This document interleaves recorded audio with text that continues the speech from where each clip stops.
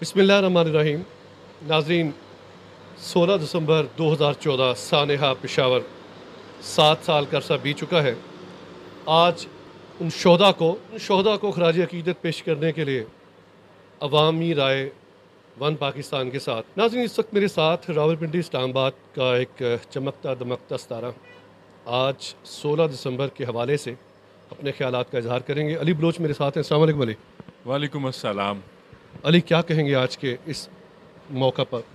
بچے اسکول جائیں اور گھر نہ آئیں، خدا نہ کرے کبھی پھر کوئی ایسا دسمبر آئے. جو بندہ بھی صاحب اولاد ہے وہ بندہ اس درد کو ایسے ہی محسوس کرتا ہے جیسے اس کا اپنا بچہ اس سے بچھڑا ہو. ایک بہت بڑا سانحہ، ایک سیاہ دن، ایک ایسا دن جس میں ماؤں نے بچے سکول بھیجے اور بچے سیدھے جنت چلے گئے. میں تو یہ سوچ کے حیران ہوں کہ ان ظالموں کے ہاتھ نہ کام کے. معصوم جانوں سے کیا دشمنی. میں ہمیشہ دعا کو رہتا ہوں اللہ رب العزت پاکستان کے اندرونی اور بیرونی دشمنوں کو، چاہے وہ کوئی بھی ہے، نیست و نابود کرے. جو ملک کے سکون کو تباہ کریں، جو بچوں سے دشمنیاں کریں. دیکھیں، لڑنے کے لیے الحمدللہ ہمارے پاس فورسز ہیں، ادارے ہیں، آپ ڈائریکٹلی ان سے لڑیں. لیکن ماؤں سے بچے، والدین سے بچے، بہنوں سے بھائی، بھائیوں سے بہنیں جدا کر کے نہ تو آپ کو جنگ جیت سکتے ہیں، نہ آپ میں کوئی انسانیت ہے، اور نہ آپ انسان. شہادت ہے مطلوب مقصود مومن، نہ مال غنیمت نہ کشور کشائی. بہت شکریہ علی. جزاک اللہ سر. ہمارے ساتھ موجود ہیں نوجوان نسل کی نمائندگی کریں گے عمر گوندل صاحب. السلام علیکم عمر. جی وعلیکم السلام سر، کیسے ہیں آپ؟ ٹھیک ہیں عمر، 16 دسمبر 2014 کو سانحہ پشاور واقعہ رونما ہوا.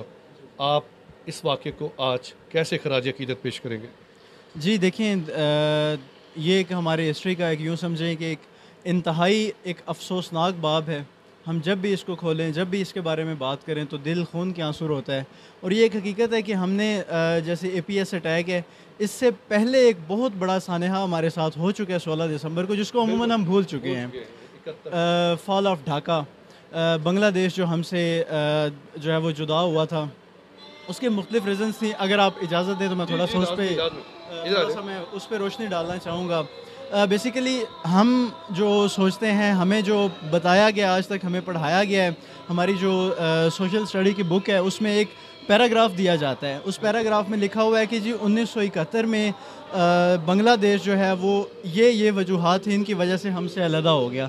اب اس وجہ میں کیا کہا گیا ہے کہ جی اس میں پاکستان میں الیکشن ہوئے، الیکشن میں کچھ پرابلمز ہیں آپس میں، تو لیکن اس کی جو ایکچول ریزن ہے اس کی طرف کوئی نہیں جاتا کہ ہمیں کس طرح سے دشمن نے ایک سازش کی، کس طرح سے وہ ہمارے درمیان آہستہ آہستہ کر کے درار ڈالتا گیا اور ایک دم سے ہم دونوں کو بالکل جدا کر دیا.